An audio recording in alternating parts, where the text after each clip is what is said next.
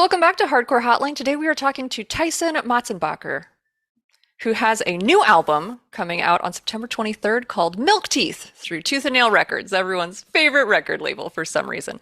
Tyson, how are you today? I'm good, thank you. You sound good. Not great. Good. So, Tyrone, you are not the normal type of artist that we have on the Hardcore Hotline, but we decided to have you on here because no one else was willing to be on. But most importantly, we feel like everyone needs a chill out album at this point in time. Things are not great out there, hence the chilly beach scene that we're obviously at.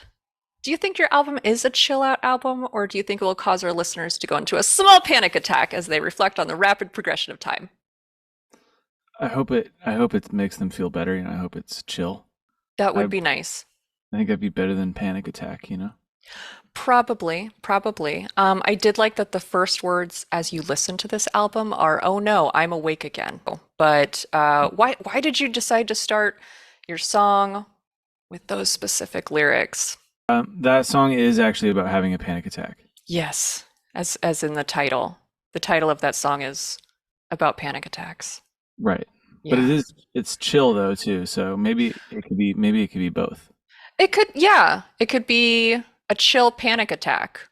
I don't know if those are real. Maybe our listeners could tell us. I'm not quite certain. But I did see that you said this album was about the fear of adulthood. Mm. What was the catalyst for you to write about that? Well, I was trying to figure out how to be a grown up. hmm hmm Um, and so I tried to write a lot of songs about being a kid, and then maybe that would help me be a grown up again, but I don't know if it worked. So you feel like you're still not a very good grown up? Yeah, I'm terrible at being a grown up. Yeah, yeah, for sure, for sure. I think a lot of people are actually pretty terrible. And I think the topic is interesting because I feel like now that the worst of the pandemic is over, a lot of older people, I'm not going to say what older encompasses, because I don't like to think of myself as an older person, but they're starting to look back at the days of their youth and think about how great it was and how fun it was. I mean, we have When We Were Young Fest. I mean, Hmm. and people definitely want it.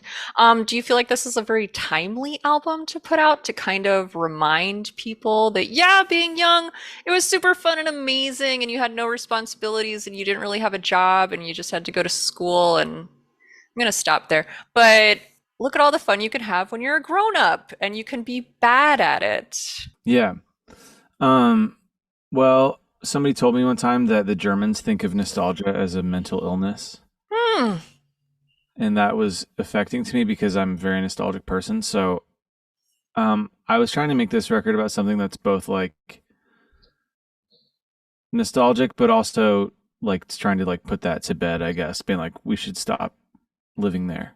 Maybe like the future could be better. Maybe if we stopped going to festivals called When We Were Young and reminiscing that Warped Tour was still a thing, maybe the future could be better. That is Hmm. extremely interesting, though, that the Germans have their idea of nostalgia is a mental illness. Do you think some people take nostalgia too far? Yeah, totally. I think a lot of people do. I think anyone that wants to go to the Warp Tour again probably does. Why? Why?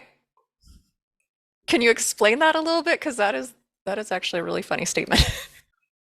Because it was just hot, you Yeah. know? It was very high, yes. And you're from California, is that correct? Yeah. Yes, so it was probably very hot. Was yours on sort of just like a parking lot, just asphalt, with no shade and $10 bottles of water? I actually never went to the Warp Tour, but I have a lot of friends that played the Warp Tour, I and love the that. the word on the Warp Tour circuit street was that if you played it in a van, your band would break up because it was just like it was basically like they like laid the ground. I think they just took a Woodstock '99 Oh and they're God. like, let's do this everywhere. Like, let's try to get it as close to like just a slab of black tarmac everywhere we can go, and then have people yell at each other, and hopefully it'll be a peaceful, like, good memory. That's a great description. I think that anybody who did go to Warp Tour and went to Warp Tour Rewind even, would probably say the same thing. And I actually want to see a study of how many bands broke up and went uh, in a van and Warped Tour. I heard it was in the contract. Like I heard they said like you will break up because That sounds that sounds right. it would be like Dallas, Texas, Seattle, Washington, Woodstock, New York, Jacksonville, Florida, Oakland, California, Minneapolis, LA. It was like it made no sense. Like it was like all over the place, and you just had to drive a van across the country like 8 times. Oh, yeah, actually, yeah, now that you mention it, those tour dates didn't make any sense. It wasn't linear in any way. It was Mm-mm. just sort of, we're going to show up in your town, and then 12 hours later, we're going to be across the country. Yeah. Oh, wow. Also, there. I don't think there were green rooms for the band, so everybody was on their buses, and if you were in a van, you just had to cook in your van all day long. That is horrible. Yeah, that I like learned about people like being on Warped Tour like way before that. I like really even knew what the Warped Tour was. It was like people that I knew that were going on it, and it was just horror stories like nonstop. Everybody was just horror stories. Oh my God. So if you didn't go to Warped Tour, what was the fest out there that you would go to when you were a young child? Good question. Let's see here. Well, we would go to the Gorge a lot, which I think the Warped Tour was at the Gorge in Washington. I grew up in Washington State, Ah, okay. so Hmm. yeah. But there were lots of weird festivals there and stuff. But I was like more of like a Northwest like indie rock kid, so it was a lot of like I'm trying to think about bands that a lot of like 20-year-olds that were playing like really sloppy indie music. That was kind of what I went to mostly. Okay. But I loved a lot of those Warped Tour bands too. Like I listened to Thursday a lot. Oh yeah, who didn't listen to Yeah, Thursday? and the Chariot. The Chariot, there is a Vinyls' record out right now that people are very angry about because they Mm, want it from the Chariot. Um, we don't know anything about vinyl. We don't collect hmm it. We have other horrible hobbies. hmm But it's interesting that those bands have passed through time and generations to still be the bands that you want to get on vinyls. So, we're talking about being a kid and going to fests and everything like that, and um, people like we were talking about, they think about being young as being so much fun. What was the worst part about being a kid, though? Let's talk about the things that sucked. Well, probably like one of the things that sucked about being a kid was having no idea what you were.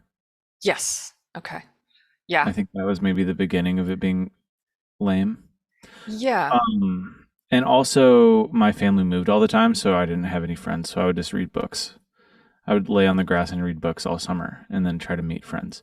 And then I would do that again every year. So that was kind of like what it was like being a kid most of the time Oh my for me. gosh, that sounds like a Netflix coming of age movie. Mhm. And Yeah. then he turned into an indie rock star. Or is that an Avril Lavigne song? I can't remember. Um, yeah, I can see why you would probably gravitate more towards indie rock with that kind of upbringing. Um, yeah, and we did all have like 17 different identities before we turned 13. And also Yeah, I I feel didn't like I didn't have any money. yeah, yeah. hmm How did I go to concerts? I don't even remember. I think they just used to let you into concerts back then. Like they would just be like, you can just come. Yeah, they would be like, I see you don't have any parents, hmm Festival Orphan. Come on in. I'm sure there are some older gentlemen who would be happy to take care of you, young girl. Exactly, exactly. Absolutely. Yeah, yeah. Really friendly older fellows that were just Super friendly. Like, oh my God, so nice. Like mhm. they would ask about like, how old were you? How old were Right. you? Well, when do you turn 18? Do you have a boyfriend? Stuff like that. Yeah, things like that. Like they just wanted to Interested get in to your life. know you. Yeah, just Um, interested in your life stuff. yeah, yeah, yeah. Yeah, we're not gonna I think feel about that. like I feel like in order to be like a scene kid, you had to have like other nerdy scene kid friends, Yes, right? Like I feel like absolutely. all those scene kids that I knew, there were packs of them, Hmm. Hmm. and they all had like specific haircuts and stuff like that, and eyeliner, which I thought was cool. I was never bold, but I was so the indie rock kids were all by themselves, and then all the scene kids had each other, but Oh. they were sort of like alone together, but they were Mm-hmm. still, Mm-hmm. and I always thought that was cool. I thought I was always a little bit jealous of that. Yeah, yeah, yeah. They had varying genes. Hmm. One would have the swoop haircut, the other one would have like the one that like stuck up like Hmm. a swoop back. Yeah. Um, yeah, and then one of them always had the mom that would pick them up after the Hmm. concert. Hmm. Yeah. Yeah, you had to have at least the trifecta. Hmm. Um, Or yeah. else you couldn't go anywhere. You couldn't operate. Yeah, what were you gonna do? Right. Exactly. Yeah. All right. Well, I guess we could talk about your album again. So which song on this album do you hope people really connect to and why? Hmm. I just released a song called Wendy Darling. It's about the girl from Peter Pan. Hmm. I like Hmm. her a lot. I think she's a cool character. I actually think she's the best character in the whole movie, or but it's actually in the book. But um, I love that song because it's about how like Peter Pan's kind of a jerk. He is kind of a jerk. Yeah, Yeah, like Captain Hook's just kind of like minding his own business. he He's down there is. on on the pirate ship. He's got this alligator. The The alligator's cool. the alligator's got a clock in him. It's like it seems like a pretty good scene down there in the lagoon. And then it would be way better if he didn't have these Peter Pan lost boys like just terrorizing him for no reason, you know? Yeah. Instead, they're Um, coming down there and they're messing around, and he's like, "Can you get off my lawn?" Or in this case, a boat. And they're like, "No, old yeah. man, Mhm. you're old." Yeah. I think like maybe as I get older, I identify with Captain Hook more. Wow, what a progression. One Yeah. day you're thinking that you're Peter Pan and you're never gonna grow up and be uncool. And then all of a sudden you're like, you know what? Actually, I'm a pirate with a gator with a clock in its mouth. Um, which honestly, that gator does sound pretty cool now that I think about it, especially to anyone living along the Gulf Coast or in Florida. I'm sure that they could Mhm. just go out to their backyard, find a gator, and be like, all right, now I got it. I got it all. Mm. Yeah, I think they all do have one, don't they? I think that by law, every person over the age of 11 has to have a gator. Mm. But there's very strict maintenance requirements. So your previous albums have gotten amazing reviews, which is, I guess that's nice. And you were looking forward to touring in 2020, and then everything is shut down. I think that there was some kind of like illness going around, whatever. But I see that you recently posted new tour dates coming up this fall, and we're going to talk about that in just a second. But do you feel the same excitement as you did as when you were going to tour back then, or is it a different excitement? Or are you worried that something else will shut the world down? Or what are your feelings? Let's talk about your feelings. Well, when the tours got shut down the first time, when the Great Calamity was happening, as you Hmm. said, Hmm. I thought it was kind of awesome. I was like, for a second, I was like, oh man, this is just because I think that I just like it when something happens. Okay. Like I They, like it when something happens. I'm like, something's happening. It's exciting. Anything. It's like this is exciting. There's something exciting happening. yeah, yeah. And I thought that maybe I would go home for like 2 weeks and then we would go back out on the road again. We all did. We all did. And then that was a long time ago. Yeah.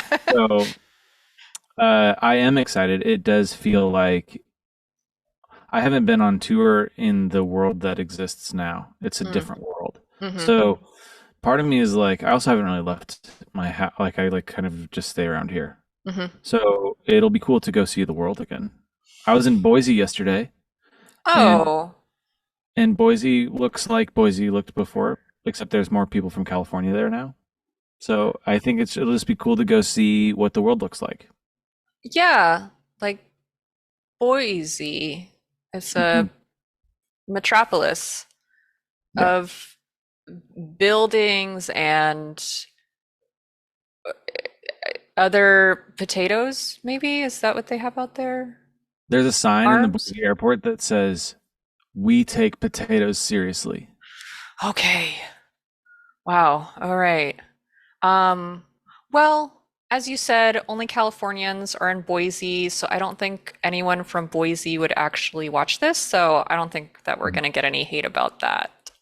So, with this tour coming up, you are going all over the country to all 8 states. Which of those are you least looking forward to?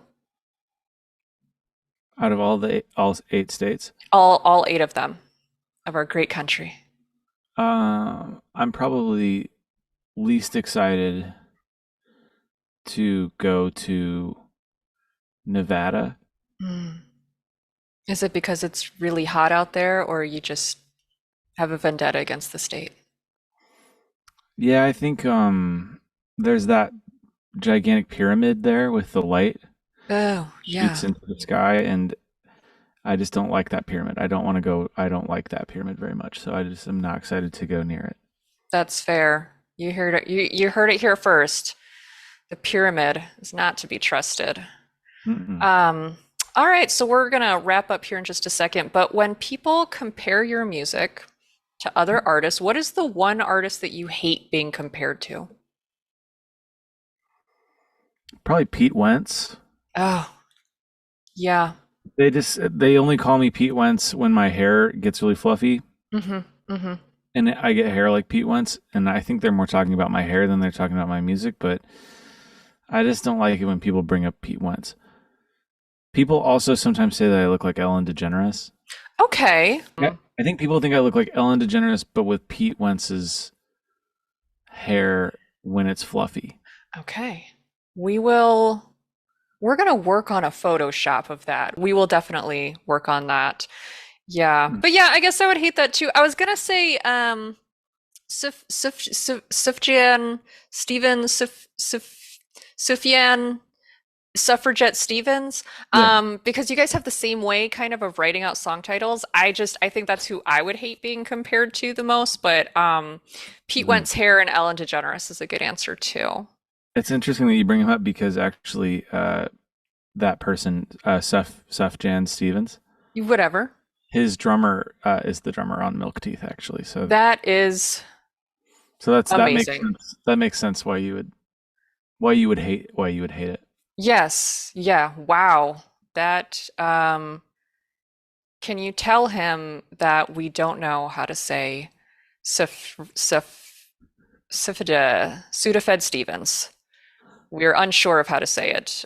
We've tried different ways, and every time we say it in front of people, they look at us weird, and we Mhm. pretend like we have to go to the bathroom.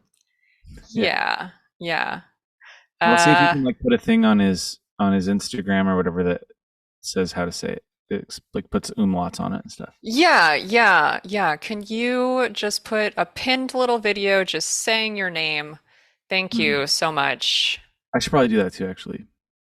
Yeah, definitely. Yeah, that last name is difficult, especially it has so many letters, and that is hard. Yeah. Uh-huh. It's big words, they always get people. So is Totally. there anything else that you would like our listeners to know or any other topics you would like to cover? Um, I want to know where you got your chair, your Marvel chair. Well, we got it from the internet. Mm. I think we got it from Walmart.com, which I Whoa. think is a Danish company. Uh-huh. But they Oh, did had you? the other Avengers. Oh, they did. Oh, Yes. is that the Iron Man one? This is Captain Marvel, Oh yeah, yeah, the yeah, yeah, one that they Captain don't Marvel. know what to do with. So they put her in 5 minutes of a couple of movies and called it a day. I think it's because she wouldn't smile enough.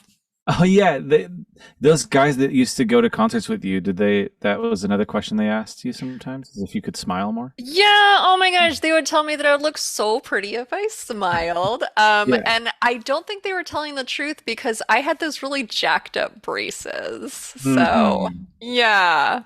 Yeah. Yeah, that was an awkward time. Still haven't grown out of it, but braces are off at least. Yeah. I had a lot of braces as well, so I understand. Yeah, yeah. All right. So thank you so much, Tyson, for stopping by the Hardcore Hotline. Don't forget you can pick up his new album with the drummer, Smucker Stevens. Um, But his new album, Milk Teeth, is out on Tooth and Nail Records on September 23rd. I think you can pre-order it, pre-save it, pre-do a lot of things, and chill out or have a panic attack. It's up to you. Or both. Or both. Why not both? Thank Yeah. you.